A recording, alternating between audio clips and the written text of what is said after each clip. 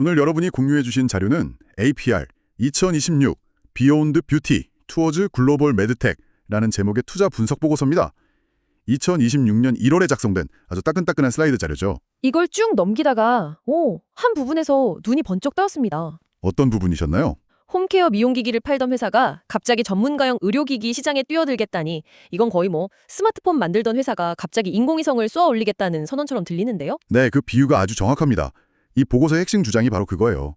APR이 단순히 틱톡에서 유행하는 뷰티 디바이스 회사, 이걸 넘어서요. 네. 의사와 병원을 상대하는 진짜 메디테크 기업으로 변신하겠다는 겁니다. 아, 그래서 오늘 우리의 임무는 이 보고서의 주장을 하나하나 뜯어보면서 이게 과연 실현 가능한 비전인지 아니면 조금 위험한 도박인지 그 근거를 파헤쳐 보는 겁니다. 좋습니다. 그럼 바로 본론으로 들어가 보죠. 이 보고서가 주장하는 가장 극적인 변화, 그러니까 전문가용 의료기기 시장 진출 이야기부터 시작해 볼까요? 네, 그게 좋겠습니다. 자료를 보면 2026년 하반기부터 고주파, 초음파 기술을 활용한 전문가용 기기, EBD 라인업을 본격 가동한다고 나와 있습니다. 이게 왜 그렇게 대단한 변화라는 거죠? 이게 바로 이 보고서가 계속 말하는 질적 도약의 핵심이거든요. 질적 도약. 네, 소비자를 상대하는 B2C 시장하고 의사나 병원 같은 전문가를 상대하는 B2B 시장은 완전히 다른 세상입니다. 아무래도 그렇겠죠. 훨씬 높은 기술력이 필요하고 또 수많은 임상 데이터를 통해서 신뢰도를 쌓아야 해요. 그게 없으면 아예 명함도 못 내미는 곳이죠. 하지만 만약 성공한다면 판이 완전히 달라집니다. 기기 하나당 가격, 즉 평균 판매 단가 ASP가 훨씬 높고 또 시술에 쓰이는 소모품을 통해 지속적인 매출을 일으킬 수 있거든요. 아, 계속해서 돈이 들어오는 구조가 되는 거군요. 그렇죠. 보고서는 이 신사업의 영업이익률이 30%를 훌쩍 넘을 거라고 보고 있어요. 와, 병원에서 시술 받고 집에서는 이 회사 기기로 관리하는 그런 토탈 뷰티 솔루션을 만들겠다는 큰 그림이네요. 맞습니다. 정말 야심찬 계획인데 근데 솔직히 이런 엄청난 도약을 하려면 돈이 어마어마하게 필요하지 않나요? 밑빠진 독에 물 붓기가 될 수도 있고요. 이 회사가 그럴 만한 체력이 되는지 보고서의 재무 파트를 한번 봐야겠는데요. 바로 그 지점입니다. 이 당대한 계획에 발판되는 것이 바로 압도적인 현금 창출 능력입니다. 네. 다음 슬라이드를 보면 정말 입이 떡 벌어지는 숫자들이 나옵니다. 2024년에 약 5,200억 원이었던 매출이 2026년에는 2조 원을 돌파할 것으로 예측하고 있어요. 네. 2년 만에 매출이 거의 4배가 되는 거네요? 4배가 되는 거죠. 잠깐만요. 근데 보통 회사가 저렇게 급성장하면 마케팅비나 인건비 때문에 이익률은 떨어지기 마련 아닌가요? 맞습니다. 보통은 그렇죠. 그런데 이 보고서의 그래프를 보면 영업이익률이 2024년 19.9%에서 2026년 25.1%로 오히려 올라갑니다. 매출이 4배로 뛰는데 이익률까지 올라간다니 이건 거의 사기 수준으로 좋은데요. 이게 바로 영업 레버리지 효과인데 쉽게 말해서 붕어빵 가게 같은 거예요. 붕어빵 가게 비유요? 네. 가게 월세나 기계값 같은 고정비는 똑같은데 붕어빵이 100개 팔릴 때보다 1000개, 10,000개 팔릴 때 개당 남는 이익이 훨씬 커지잖아요. 아, 그렇죠. 그렇죠. APR이 지금 딱 그 폭발적인 성장의 단계에 들어섰다는 게 이 보고서의 주장입니다. 2025년 3분기 실적만 봐도 전년 대비 영업이익이 무려 253%나 증가했는데 이게 이 구조가 얼마나 강력하게 작동하는지 보여주는 대목이죠. 알겠습니다. 돈은 정말 잘 벌고 있다는 건 확인됐네요. 그럼 그 다음 질문이 자연스럽게 따라옵니다. 도대체 어떻게? 이런 말도 안 되는 고수익 구조는 어디서 나오는 걸까요? 보고서는 그 비결이 완전히 다른 데 있다고 설명합니다. 바로 모든 걸 회사 안에서 직접 해결하는 수직 계열화 덕분이라는 거죠. 수직 계열화요. 네, 슬라이드를 보면 ADC라는 자체 R&D 센터와 평택에 있는 APR 팩토리라는 생산시설이 나옵니다. 아, 연구 개발부터 생산까지 다 직접 한다는 거군요. 맞습니다. 직접 연구해서 기술 특허 300개 이상을 확보하고 그걸로 직접 제품을 만들어낸다는 겁니다. 여기 보니까 연간 800만 대 생산 능력까지 갖췄다고 하네요. 보통은 비용 때문에 생산은 외주를 주는 경우가 많지 않나요? 네, 대부분 그렇죠. 하지만 APR은 정반대의 길을 선택한 겁니다. 자체 생산 비중이 80에서 90%에 달한다고 하니 이게 엄청난 경쟁력이 됩니다. 어떤 점에서요? 일단 신제품을 시장에 내놓는 속도가 빨라지고 품질 관리도 쉽죠. 하지만 가장 중요한 건 역시 원가 경쟁력입니다. 아, 외부 업체에 줄 돈을 아낄 수 있으니 그게 고스란히 높은 마진으로 남는 겁니다. 앞서 본 25%라는 그 경이로는 영업이익률의 비밀이 바로 여기 있는 거죠. 그렇군요. 연구 개발부터 생산까지 직접 다 하면서 원가를 낮추고 거기서 번 돈으로 다시 미래 사업에 투자하는 이런 선순환 구조를 만들었다는 이야기네요. 네, 정확합니다. 이런 경쟁력을 바탕으로 미용 디바이스 누적 판매량이 600만 대를 돌파했다고 합니다. 그래프를 보면 성장세가 점점 가팔라지는 게 그야말로 폭발적이네요. 이 판매량과 함께 봐야 할 아주 영리한 전략이 다음 슬라이드에 나옵니다. 바로 면도기와 면도날 모델이에요. 면도기와 면도날 모델이요? 네, 사실 이건 우리 모두가 경험하는 모델이죠. 프린터는 싸게 사도 정품 잉크값은 계속 나가는 것처럼요. 알겠습니다. APR은 디바이스, 즉 면도기를 먼저 보급해서 사용자를 묶어두고 락인, 그 다음에 계속 필요한 전용 화장품, 즉 면도날을 팔아서 안정적인 고수익을 창출하는 겁니다. 그게 실제로 효과가 있나요? 네, 보고서의 숫자를 보면 아주 뚜렷하게 나타납니다. 2025년 3분기 화장품 매출이 2,723억 원으로 전년 대비 3배나 성장했어요. 3배나요? 와우. 디바이스가 많이 팔릴수록 그 위에 바르는 화장품 매출이 따라서 급증하는 시너지 효과가 제대로 터지고 있는 거죠.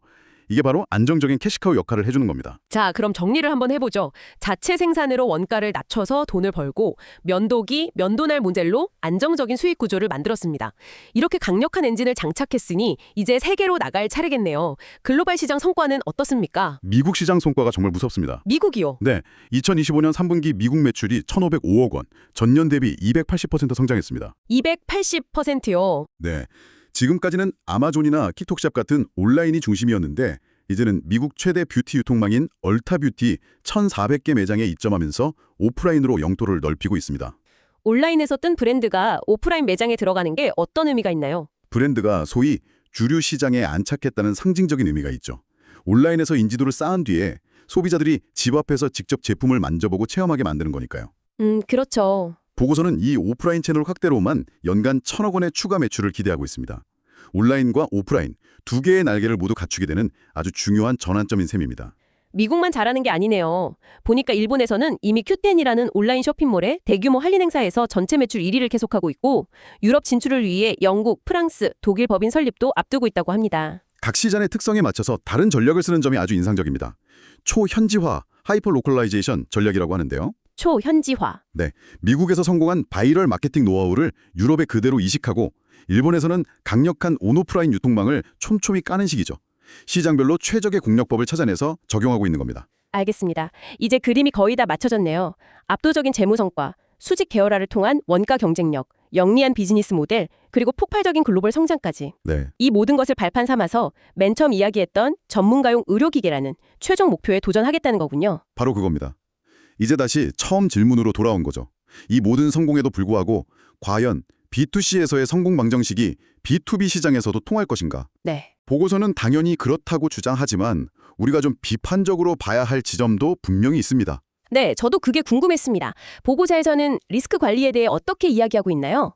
예를 들어 요즘 뷰티 디바이스 시장은 거의 전쟁터 수준이잖아요. 그렇죠. 후발주자들이 금방 비슷한 제품을 만들어낼 텐데 특허 300개가? 정말 이걸 다 막아줄 수 있을까요? 아주 날카로운 지적이십니다. 보고서는 특허라는 기술적 해자와 함께 기기와 연동되는 앱 데이터를 통해 카피캣 제품을 원천적으로 차단하는 방어 전략을 갖추고 있다고 강조합니다. 하지만 말씀하신 대로 경쟁 심화는 가장 큰 리스크 요인 중 하나죠. 그리고 또 다른 리스크는 B2C와 B2B의 문화적 차이입니다. 문화적 차이라면요? 네, 보고서의 논리는 그럴듯합니다. 하지만 B2C에서 성공한 바이럴 마케팅 방식이 의사나 병원 같은 전문가 집단에게도 과연 통할까요? 오히려 틱톡에서 유행하던 그 회사라면서 신뢰도를 깎아먹을 위험은 없을까요? 소비자의 마음을 사로잡는 것과 전문가의 신뢰를 얻는 것은 전혀 다른 게임일 수 있거든요. 그렇네요. 이 간극을 어떻게 메울 것인가에 대한 구체적인 전략은 이 보고서에선 아직 명확해 보이지 않아요. 그렇군요. 장밋빛 전망 속에서도 그런 잠재적 리스크는 분명히 존재하네요. 자, 그럼 이 모든 것을 종합해서 보고서는 이 회사의 가치를 어떻게 평가하고 있습니까? 결론적으로 사라는 건가요? 팔라는 건가요? 결론은 아주 강력한 매수, 스트롱 바입니다. 강력 매수. 네, 마지막 장 문구가 모든 걸 요약하죠. 지금이 가장 강력한 매수 기회. 보고서는 2026년 주당 순이익 EPS가 8,934원에 달할 것으로 보고 동종업계 평균보다 20% 높은 프리미엄을 받아야 마땅하다고 주장합니다. 그 프리미엄의 근거는 뭔가요? 크게 두 가지를 듭니다. 첫째는 ROE, 즉 자기자본 이익률입니다. 네. 이건 쉽게 말해 회사가 자기 돈으로 얼마나 장사를 잘했나를 보여주는 지표인데 이게 60에서 70%로 세계 최고 수준이라는 거죠. 와. 둘째는 적극적인 주주환원 정책입니다. 벌어들인 순이익의 25%를 배당이나 자사주 매입으로 주주에게 돌려주겠다고 약속하고 있습니다. 하지만 진짜 핵심은 멀티플 리레이팅이라는 개념에 있습니다. 리레이팅이요? 그게 뭔가요? 말 그대로 기업 가치를 평가하는 기준 자체의 상향 조정을 의미합니다. 만약 이게 성공하면 시장에서 이 회사를 보는 눈 자체가 달라지는 거예요. 아. 지금까지는 뷰티 디바이스 회사라는 카테고리 안에서 평가받았다면 앞으로 글로벌 오프라인 확장과 메디테크 사업이 성공적으로 안착하면 글로벌 헬스케어 및 메디컬 디바이스 기업이라는 훨씬 더 높은 가치를 인정받는 리그로 올라서야 한다는 겁니다. 그렇군요. 이 보고서는 바로 그 몸값 재평가가 시작되기 직전인 지금이 투자 적기라고 말하고 있는 거죠. 네, 오늘 이 투자 분석 보고서를 통해 APR이라는 기업의 현재와 미래를 정말 깊이 있게 들여다봤습니다. 검증된 숫자를 바탕으로 글로벌 시장을 장악하고 궁극적으로는 메디테크 기업으로 진화하겠다는 정말 담대하고 야심찬 계획이었습니다. 정리하자면 이 보고서는 APR이 아주 중요한 변곡점에 서 있다고 말합니다. 뷰티 디바이스의 글로벌 대중화라는 현재의 확실한 성공과 메디테크로의 진화라는 미래의 거대한 가능성이 교차하는 지점이라는 거죠. 네. 탄탄한 현금 창출 능력을 기반으로 새로운 성장 동력에 투자하는 투자자 입장에서는 굉장히 설득력 있는 성장 스토리를 제시하고 있습니다. 오늘 분석을 통해 이 기업의 전략과 비전, 그리고 잠재적 리스크까지 충분히 이해하셨으리라 생각합니다. 그럼 마지막으로 생각해볼 질문을 하나 던져드리며 마무리하겠습니다. 이 보고서는 소비자를 상대하는 홈케어 사업에서 의사와 병원을 상대하는 전문가용 의료기기 사업으로의 전환을 자신하고 있습니다. 하지만 두 세계 사이에는 단순한 기술 격차 이상의 거대한 간극, 즉 신뢰의 간극이 존재합니다. 여러분이라면 소비자의 마음을 사로잡았던 기업이 까다로운 전문가 집단의 신뢰까지 얻기 위해서는 무엇이 가장 중요하다고 생각하시나요? 그리고 그 과정에서 마주하게 될 가장 큰 난관은 무엇일까요?